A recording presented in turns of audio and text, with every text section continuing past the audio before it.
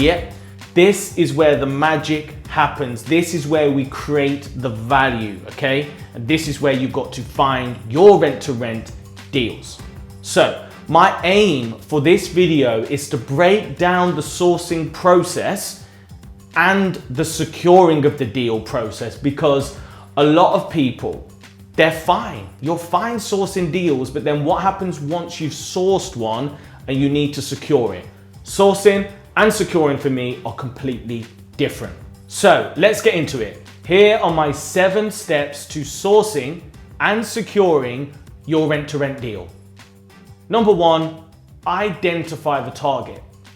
Yeah, that's right. You're gonna need to find a property, and personally, I like to go for the lowest hanging fruit, which means I wanna find vendors that are actively marketing their property to let. Potentially for sale as well if they're motivated. But for me, that's just obvious, because whilst I'm focusing on random properties, there's a much lower percentage of us securing a deal. So number 1, identify the target and make sure that they're actively looking to let their property. Step 2, first contact. That means you found a lead and now you need to either call up the letting agent or you need to speak with your direct to vendor lead, whether that be inbound or outbound. In other words, you've targeted them or they've actually come to you via some of your marketing. Now, what I would say here is too many people overshare, oversell, overtalk, okay? And what happens is you just get stopped at step 2. See ya, not interested. Don't do company lets. We want a family. Doesn't sound good. So the only objective of step 2 is to get to step 3. So all you want to do is try and arrange a viewing. Step 3, the viewing. And I love the viewing because guess what? You don't do deals without viewing properties. It's impossible. So on the viewing, this is when really things start to, step up a level. And all I want you to do on this viewing is build rapport and fact find. That's it. That's all you've got to do.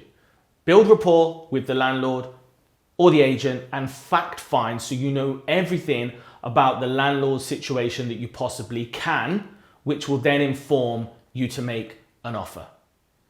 Top tip with the viewing is at the end, not during, at the end of the viewing, I will say to the agent or landlord, do you mind if I take a quick video to show my clients? And then I will go round and take a proper good video of the property. And guess what? You then upload that video into the deal clinic and then I can have a look and help you and the rest of the guys can have a look and advise you on what to do. Step 4, you've done your figures. It feels like this works. You like the property. You've had it approved on the deal clinic and now you make your offer. And when you make your offer, all you do is say, yes, we'll take it. That's it. Okay, don't overcomplicate it. Don't talk about carpets. Don't talk about how many years you need to do a rent review. Don't talk about what happens if this, what happens if that. Just simply say, yes, we'll take it. Rental figure, which should be close to asking price, by the way, and the term. Yes, rental figure, term, nothing else. Step 5, we then move on to the terms. Now, in step 4, all I said was say yes, make an offer, price and term only. Once the landlord says, great, let's do it, then you have leverage to then go deeper into the terms. If you do the terms too quickly, you will scare the landlord, you will scare the agent. So now is the time that you arrange a call or a further meeting and go through the rest of the terms of the deal.